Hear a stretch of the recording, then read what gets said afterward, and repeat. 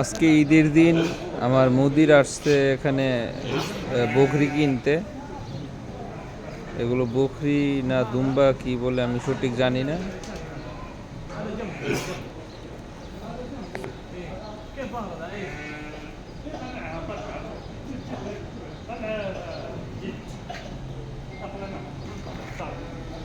এটা আমার মুদিরের ভাই,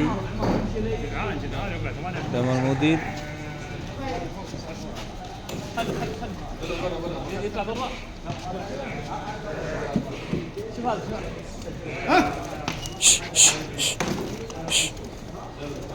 এই লইছে